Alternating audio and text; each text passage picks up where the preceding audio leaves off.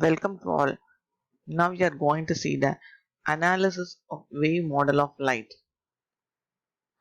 See, we have already seen the solution of the Maxwell's equations for the longitudinal components of electric and magnetic field that is propagating in the optical fiber. It shows that the behavior of these fields can be expressed in terms of Bessel and modified Bessel function. So, inside the core, we have the Ez component and Hz component. Similarly, inside the cladding, that is when radius is greater than A, that is the core radius. At that time, you will be getting another one different E component and H component that is denoted as Ez2 and Hz2. So, but we doesn't know what is the phase constant beta. It is bounded inherently inside the fiber. So this beta can be written as beta naught n2 less than beta, that is less than beta naught n1. That is beta lies between beta 2 and beta 1. Beta 2 is a phase constant that corresponds to the cladding. Beta 1 is a phase constant that corresponds to core. Beta naught is a phase constant of the wave in vacuum. And n1 and n2 are the refractive index of the core and cladding. If we divide beta by beta naught means, or if we divide this inequality by beta naught means, we'll be getting n2 is less than n naught, n2 is less than n effective less than n1. So beta lies between beta 1 and beta 2. That is, a part of the electrical energy propagates to core and part of energy propagates in the cladding. But light traveling inside the fiber cannot travel with two different phase constants. So the light energy of the propagating mode has to be tied by some phase condition and the boundary conditions.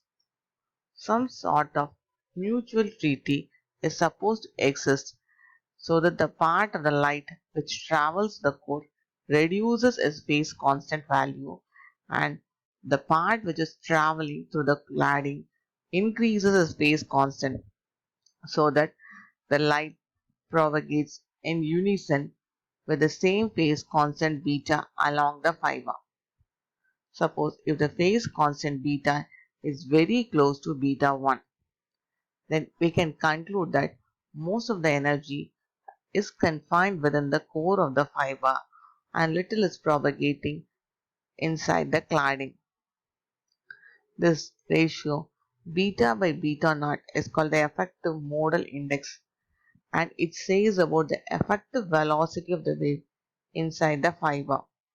So effective modal index is denoted by n effective. So n effective lies between n2 and n1. So this is the relationship between the transverse and longitudinal components of the E and H field. So this we have seen already in the previous lecture. So we know the core cladding boundary. What is it? It is a dielectric boundary. So it has some boundary. It has to follow some boundary conditions at R is equal to A. That is the boundary. The tangential components of electric field are continuous across the boundary. And we know there are no surface currents. So the tangential components of the magnetic field are also continuous at the boundary. So this equation we already know. In here I have written in terms of x. So we have two regions, core and cladding. So x can take the values 1 for core and 2 for cladding. So these are the boundary conditions. So by eliminating the arbitrary constants using the boundary condition, we will be getting the characteristic equation of the mode. In terms of Bessel functions, Newman functions we can write.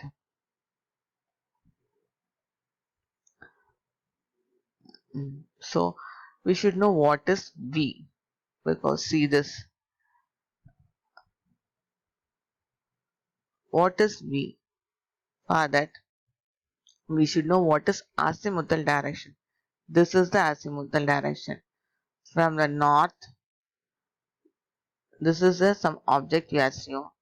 It is projected, and from this north direction, if you are observing it the direction of the field pattern in the azimuthal direction. This direction of the object is measured clockwise around the observer's horizon to the north. This is the observer horizon. This is the north. Hmm? Observed from the north. Observed from the north, and this is the projection of the celestial object.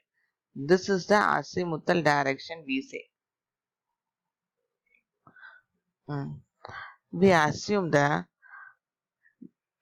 field behavior in the azimuthal direction is like this. Psi of psi is equal to e to the power of j v psi.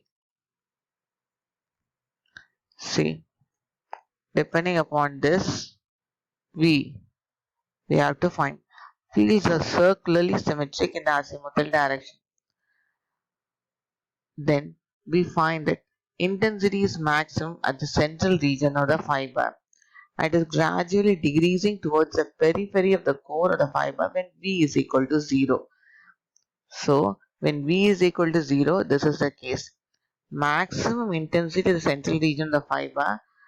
See, maximum intensity as you move away, it is gradually decreasing. Which gives maximum intensity means that to the axis means it is shown by meridional rays. A higher value of this V corresponds to the skew rays. The skew rays have no maximum at the axis of the fiber. Skew rays spiral around the core axis. Meridional rays will be crossing the axis. Hmm.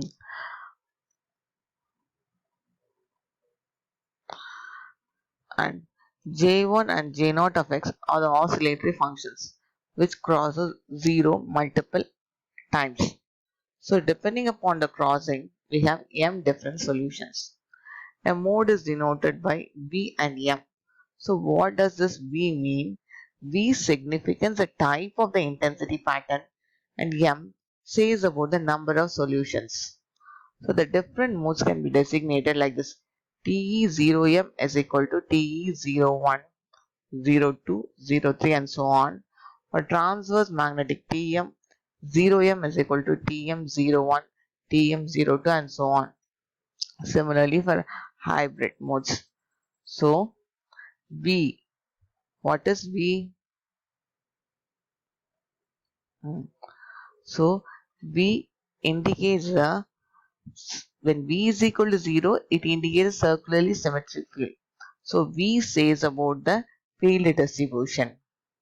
Then actually it is the variation of field pattern in the azimuthal direction. What is azimuthal direction? Direction of the object measured clockwise.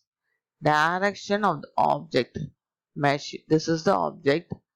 Direction of the this is the direction of the object measured clockwise around the observer's horizon to the north. This is the observer horizon from the north.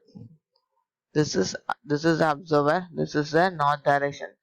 Ob Direction of the object measured clockwise. This is the clockwise direction. This is the clockwise direction measured clockwise around the observer's horizon from the north. Thank you.